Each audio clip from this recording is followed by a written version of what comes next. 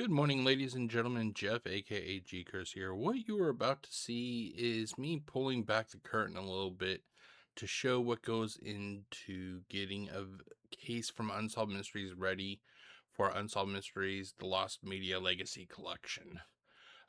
This is going to go step by step, and I just want to kind of give everybody an idea of what goes into it. It doesn't seem to take that much, but it's the amount of time that goes into it. So let's get on with that, shall we? Okay, so let's pull up this screen here. So basically, what it starts off with is me needing to find a case that is basically viable to be made into the Lost Media Legacy Collection. And to do that, first you have to, you need to have the videos, of course. So let's go. I think it's this way. Okay, so here are all the cases that have not been posted yet. I actually just found a whole bunch more, so I gotta kind of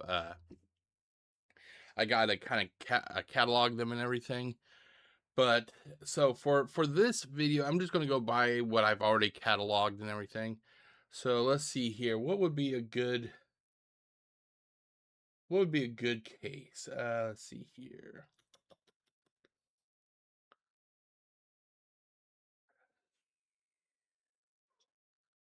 I don't think I've done Todd McAfee. I don't think I've done Todd McAfee, so that is what I will pick. So I'm gonna do. Wait, let's Todd McAfee now. Let's see. That's the thing. It's like, oh, let's do Dora Mae. I haven't done. I don't think I did that one yet. Here, let me just check my records. Hold on, let me just check my records.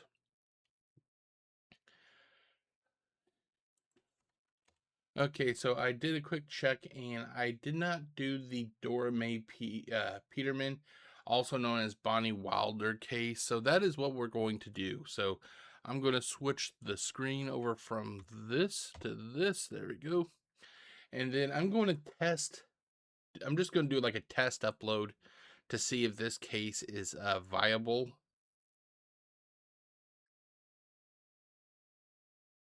Let's see here.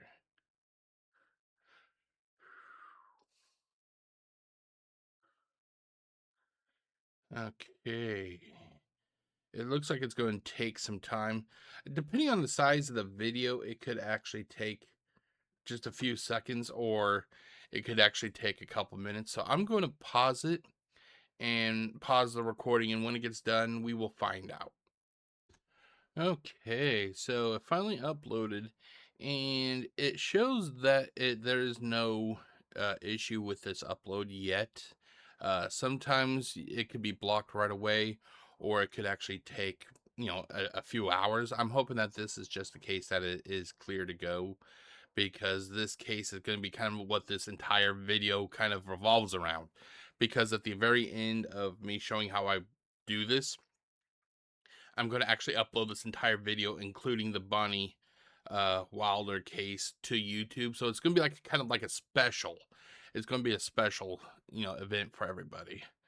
Okay, so I'm just going to refresh it once more just to confirm. Okay, it's still showing that it's okay. So we're going to go with Dora Mae Peterman, also known as Bonnie Wilder. So that's what we're going to do. That is what we are going to do. So basically what I do is here, let's do this. I have what I use templates for everything I do. If there is something that if there's a video I like to make, it's most likely that there is a template. This is actually one of the few exceptions, because this is something I was just kind of doing off the bat. But when it comes to, like, say, the Lost Media Legacy Collection, I have templates. I have templates upon templates upon templates. I am like a template king, I guess you could say. So, what I'm going to do is, to see here, here we go. I am going to copy and paste. There we go. I'm going to go back to here and get the name of this case.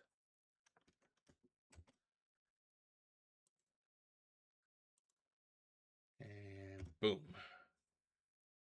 Let's see here. Now, I'm not sure if Dora Mae Peterman is her real name. Yeah, let's just do Dora Mae Peterman. Because the issue is the longer the title is, it could actually become problematic when it comes to trying to upload the video and publish it, because if it's too long and then you want to add stuff to the title, then you're only given, I think it's like 100 characters. Yeah, I think it's either 100 or 150 characters. We'll find out, but you're only given so many characters you can use, and if the initial title of the video itself is huge, you're gonna be kind of up a creek, I guess you could say. Okay, so we got Dora Mae Peterman. And then, like I said, every folder here basically serves a purpose. So we go files, downloaded videos, and now this is where I'm going to copy. I'm going to copy this and put it into this folder.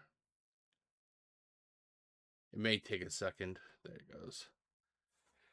Yeah, come to find out, for some reason, when I downloaded this video, it was over a gigabyte of data. Normally, these videos that I downloaded from the Internet Archive, that they range between, like, say 100 to 300 megabytes. This is one of the few that was like over a gigabyte of data. So I'm hoping that this video is actually going to be in decent quality. I don't check all these videos, but for a video that's over a gigabyte of data, normally that means it's in pretty good shape. It's in pretty good shape. And then I'm just going to move this video over to the posted folder, because that way now I like to try to keep it updated. So what is here is stuff I haven't done yet. Okay, so now we have that there. We have it here. There we go. We're going to kind of leave this alone for the time being. And then when I continue, it will be with the information gathering. Okay, so I just looked, and the video, it is actually still good to go. So I'm hoping that it stays good to go, because we are kind of getting to that point of no return now. Up next comes one of my favorite parts. It is the case research. So let's go from this screen, because we're not going to be doing anything right there for a little bit, and then we're going to go to here. Okay, so what you see here is a combination of two things. I have a profile that I use for all my Unsolved Mysteries commentary or Unsolved Mysteries type videos. You can see it here. And then up here on the right side is a document that I use to basically help me get the information that you see that will end up becoming the basis for the video description and the graphics.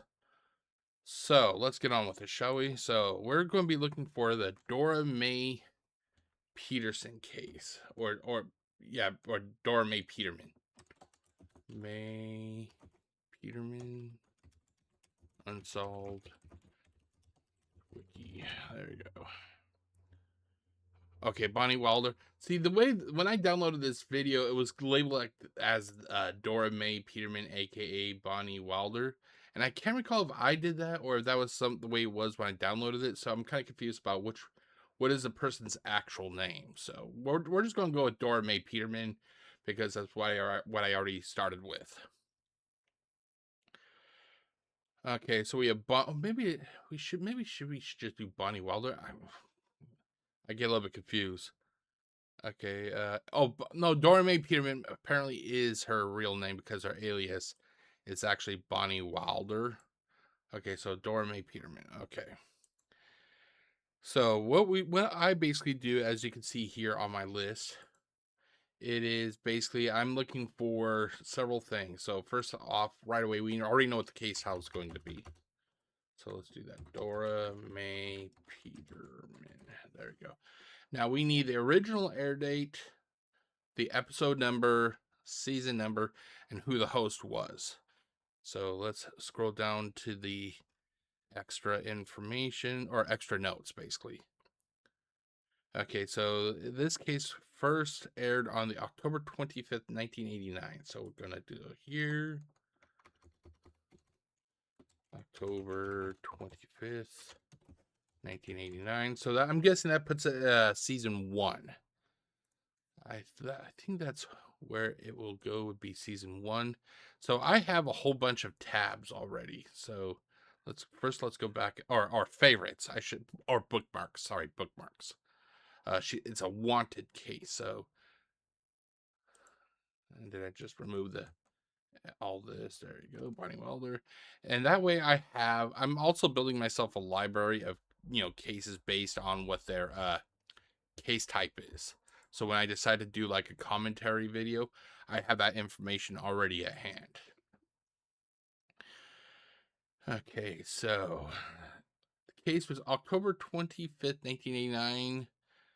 Season information. So I have it broken down upon their seasons, all the way from the specials in season 1 all the way to season 17, which is on not YouTube, Netflix.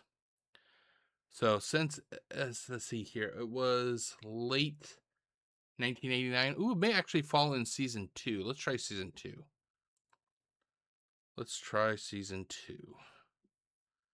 Okay, so we're going to be looking for,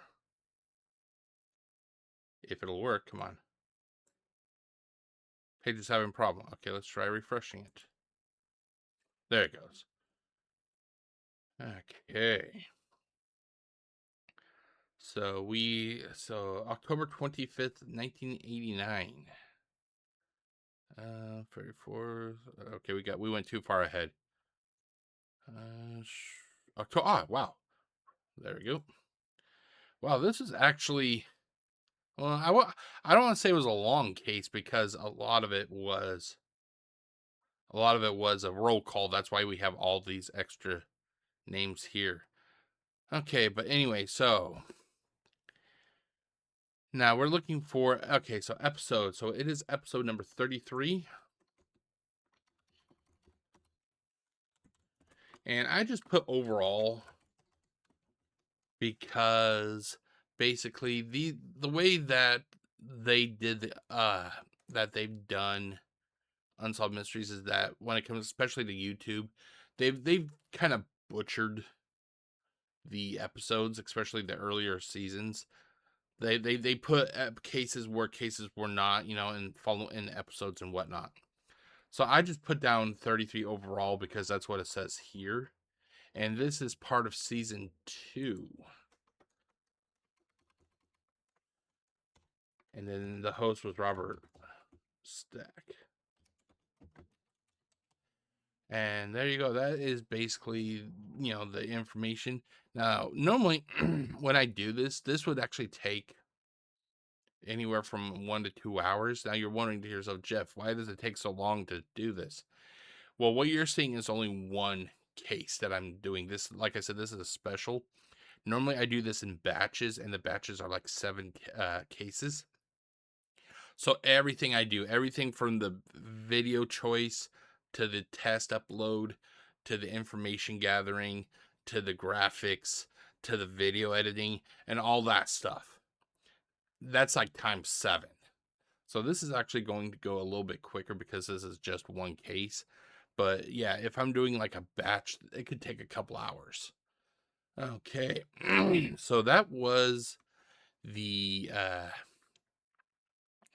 information gathering, I guess you could call it. When I return, it will be with the video edit. Oh, actually, before I actually do that, sorry guys. Okay, let's go back to here. I have started to put in QR codes. I've started putting QR codes into these cases, or these the videos, so people can use their phone as they're watching the video if they wanted to, and they can get the QR code and kind of scroll and see like what the update was and everything. So I'm going to do that. So we'll go here, create QR code. There we go. And then I'm going to download it.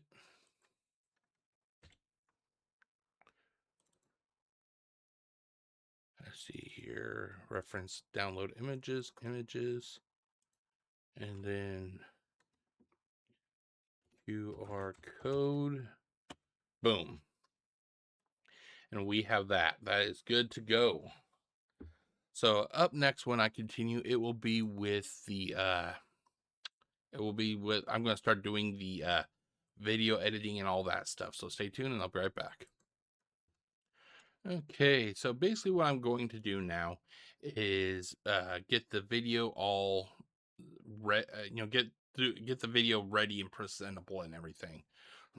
So we're going to go to here. We're back here on the folder for Dora Mae Peterson. Go here, type or double click the template. Now you're going to need some sort of like a video editing software. There's a lot of there's some free resources, and then there's one I actually bought which is called Power Director. I think that's what it's called. Let me check. Yeah, I think it's called Power Director. Yeah, Power Director 2024. I bought that when I got my computer that I currently use, and it does a pretty good job. It does a pretty good job. So I'm going to go back to here, go down to the download videos folder. I'm going to just drag this over. You can't see it right now, but I'm dragging it to the software. Let's see here, and then we're going to go to here, images, and then the QR code. There we go. And now I'm going to switch over. There we go. So basically what you see here, it is the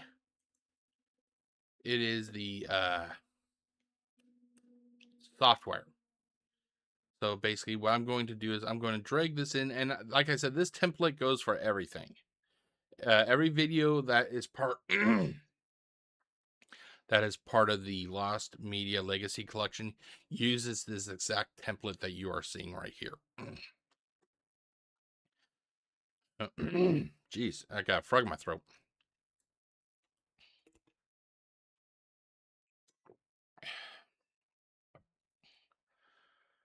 Okay, so now basically, what you see here is basically you got the video itself, and then you got overlays and whatnot. So basically I'm going to go to the very end here and trim this one overlay. The overlay that you see here on this track that is highlighted right now, this is the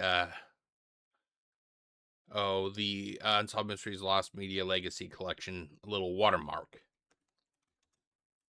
So I'm going to delete that. I'm going to trim it, and then I'm going to cut off the majority of that since the video is over, and then trim it. There we go. Okay, now I'm going to scroll back over here. I'm going to go to this frame here, and this is where I copy and paste the information.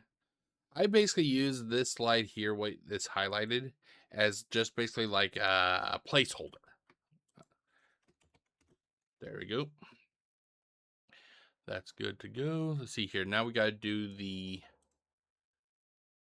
QR code. I always put the QR code at the very beginning of the case, and then I set the duration for that image for 10 seconds, and then I will trim it or resize it. I guess I should say I should resize it. There we go. Hold on. I will resize it.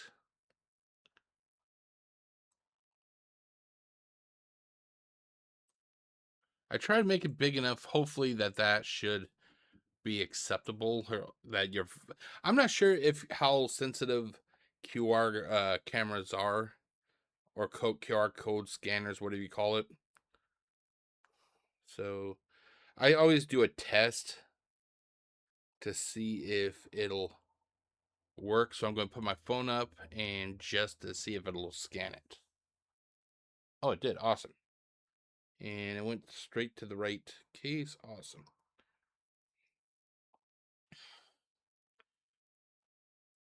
Okay, so I put the QR code up there. Then I do a text overlay underneath the QR code.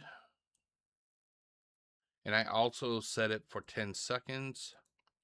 I figure 10 seconds is a good enough amount of time that somebody can pull out their phone, pull up their QR scanner if need be, and scan it. If need be, they can also pause the video. Okay, and then I just, for the title, for the text overlay, I do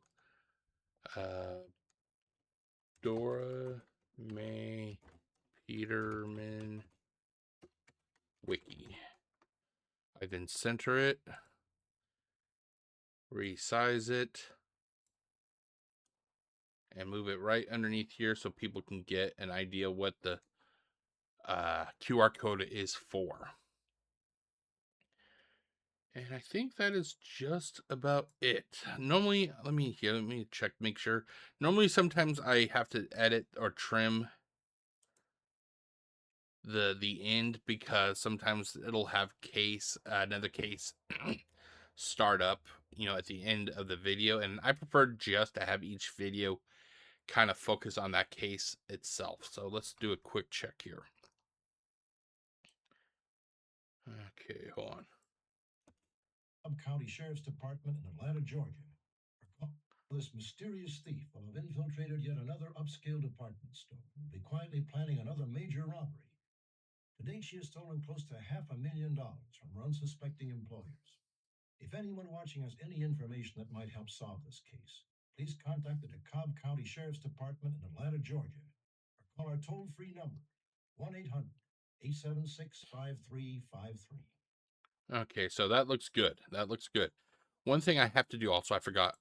I add animations to the QR code. I add it to a lot of things, but I'm just going to talk about the QR code and everything. I do a fade, so it fades in, and then it fades out. And then for the title, it's basically the same thing. Fade in, and then fade out. Okay, wait. I can't recall. Did I get them both? Okay, I did. Awesome. So it looks like everything is good to go to get this processed and ready to view. So what I do then is I will do I save basically save a file. Okay, not publish. Dora Mae Peterman video, finalize edited video. Okay, so we're going to do Dora Mae Peterman, and this somebody asked me like, why do I like? What is the reasoning for the way I title these videos? Because I'll have the case title or case name. So in this case, it is Dora Mae Peterman, and then I will have what's called a vertical pipe. It's like a way of separating, the sections. I'll normally add something like an observation that I have of this case, and then I finish off with Unsolved Mysteries Lost Media. So you cannot use vertical pipes when you save a file. It creates a conflict, and you just can't do it. So Dora Mae Peterman.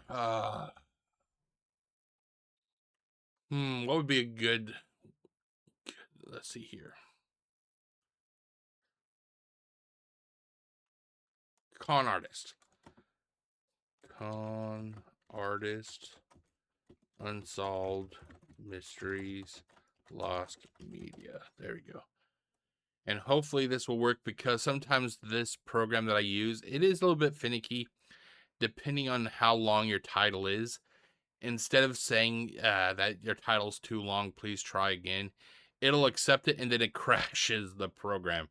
So I'm hoping that this is not one of those issues, that basically it should go pretty smoothly. Okay, and then I'm going to process it. Okay, awesome. It worked. Okay, so basically what I'm going to do, due to me recording right now, I'm not sure exactly how it will affect the computer that I'm doing recording and processing a video.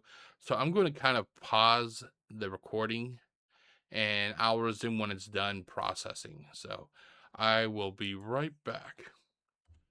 Okay, so it is done processing. It only took a little over 2 minutes, to about 2 minutes or 6 seconds, and the total size was 329.2 megabytes. With that done and out of the way, we are going to now do the final step, which is basically the thumbnail. We're going to create the thumbnail, and which will be pretty quick. So when I return, it will be with that. Stay tuned. I'll be right back. Okay, so we are just getting close to wrapping everything up. The video has been edited and rendered, so now we are doing the thumbnail. So here, let's do this. So we are back on the folder here. I'm going to go to my images, thumbnail images, projects, double click this. This is going to start a program that I use. It's called Photo Director 2024. It was actually part of a suite of programs that I got when I got that Power Director. So I got basically of image editor and a video editor. Okay, so we're going to switch from this to this. There we go. And basically, this is, like I said, this is why I like having a side by side. I can just copy and paste. There we go. Copy this. And then we're going to replace insert name with that. And I always like to make sure everything is centered. There you go. It's nice and centered. And that is it. I'm going to save it. Images, thumbnail images, final edited product. Video thumbnail looks good to me. It's in JPEG format. That is good. And there we go. So basically, this comes to the final part now, which sadly you cannot see because I have to be able to stop recording, and then I got to merge all these parts together to make the final video.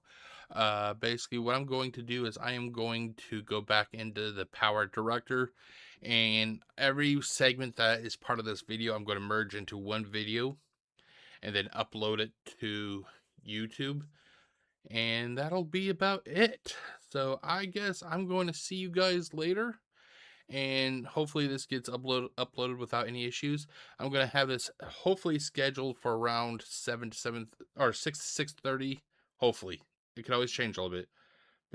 Actually it's almost 6 now. So let's go between 6:30 and 7 a.m. at the latest, hopefully. And I will see you all later. I hope you all have a great day. My name is Jeff, aka GCurse. Wishing you all a great day. Stay safe, everybody. Peace out.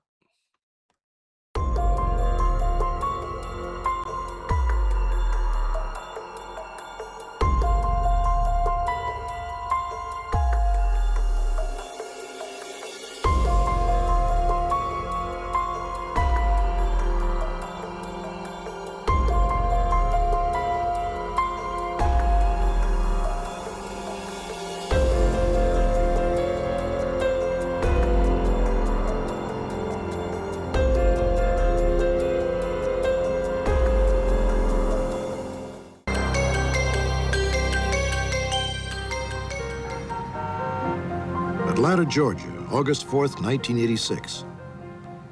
On that morning, a woman named Bonnie Wilder walked into a brand new department store in a suburb of Atlanta. She was new to the area and was responding to a newspaper ad for a bookkeeper. When we started out hiring for this store, the response was terrible. I mean, there would be days when if I got someone in the door who wasn't on drugs, I was delighted. That was a good day. And so when you don't have that many people to select from, you make the best available choice that you have with what you've got to work with. And she was, at the time, the best available choice we had with what we had to work with. Bonnie, this is Miss Pence. Miss Pence, this is Bonnie.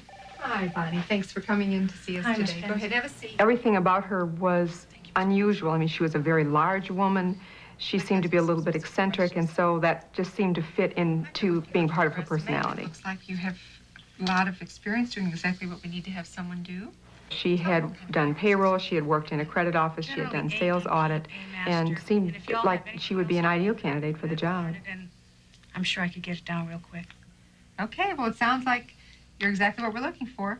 Can you be here tomorrow morning at 8 o'clock? That would be super. I'd really want to work in your store. I mean, it's a new store. We can build it together. Bonnie was really the model employee.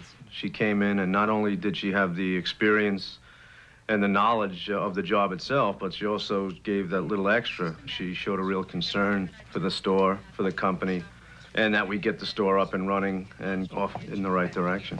Okay, so to get into the Bonnie system, was given the responsibility of handling the store's daily cash flow. According to her associates, she single-handedly held the accounting department together. They were surprised at her expertise. slip that comes out. To look at the woman, I would think maybe she would drive a school bus or maybe even work in a lunchroom, be in a kindergarten, that type person. Just an honest, clean kind of person.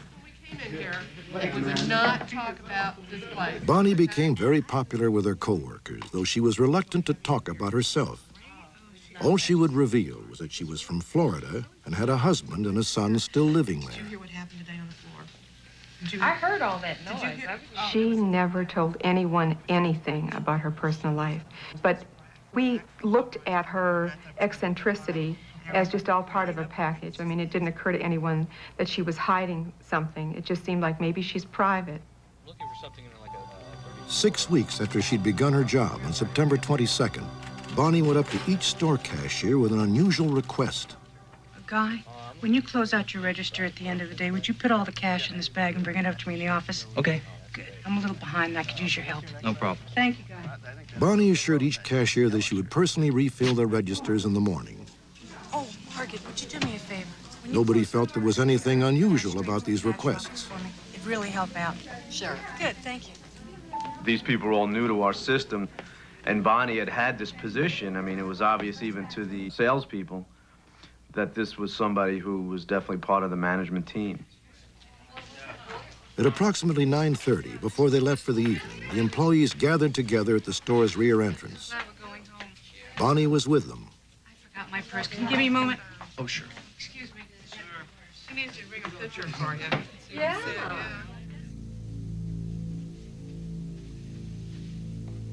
While her co-workers waited, Bonnie went back to the vault where she had stored the cashier's money and began to fill her oversized handbag.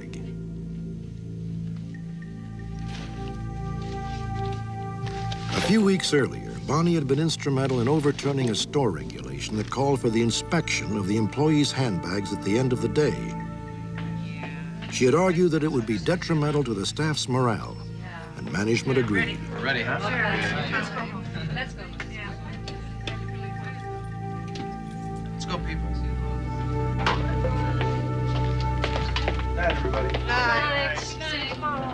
Everyone left for home as usual, except for Bonnie. One employee noticed her getting into a taxi.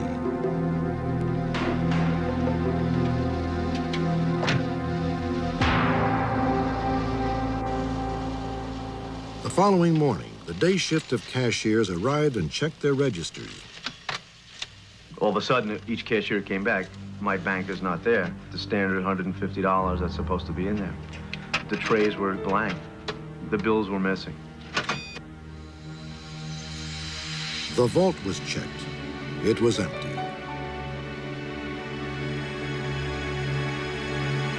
The store soon discovered that at least $20,000 in untraceable cash was missing. And so was Bonnie Wilder.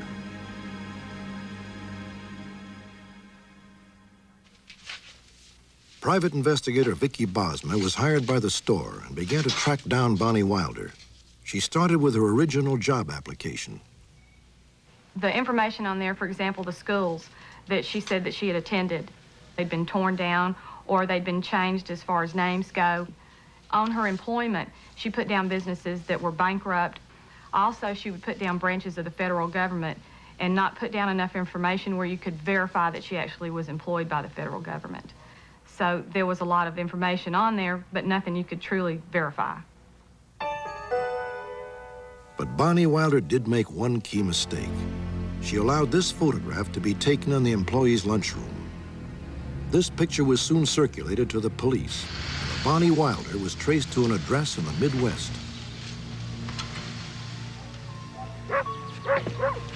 Authorities were certain that they had found their woman.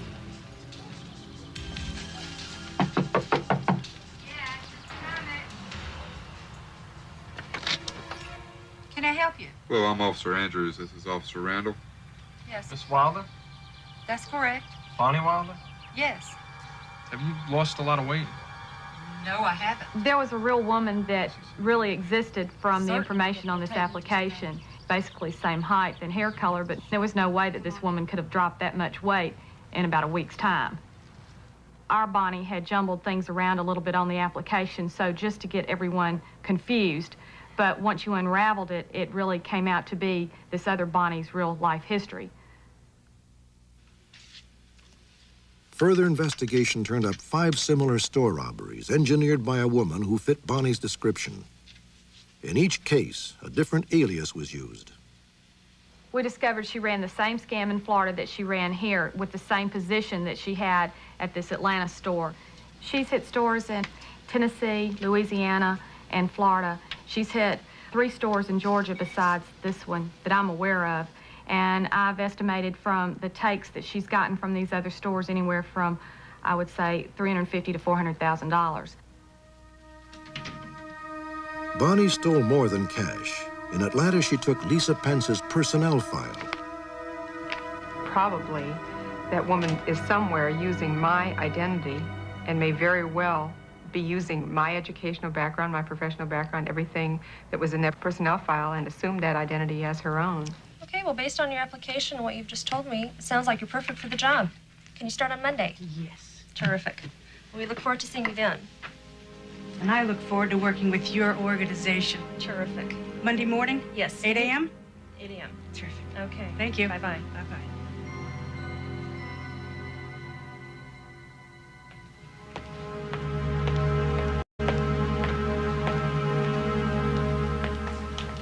What mystifies me about this is how she was able to do it so cleanly and never be found again. I mean, she must be 300 pounds.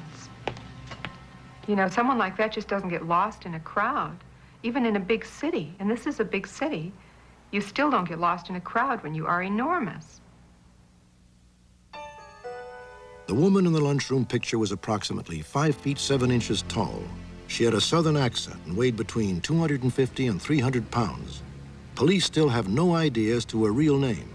And in this story, we use the fictitious name of Bonnie Wilder, but she may be using or may have already used Lisa Pence's identity. Authorities believe that by now this mysterious thief will have infiltrated yet another upscale department store and will be quietly planning another major robbery. To date, she has stolen close to $500,000 from her unsuspecting employers. If anyone watching has any information that might help solve this case, please contact the DeKalb County Sheriff's Department in Atlanta, Georgia, or call our toll-free number, 1-800-876-5353.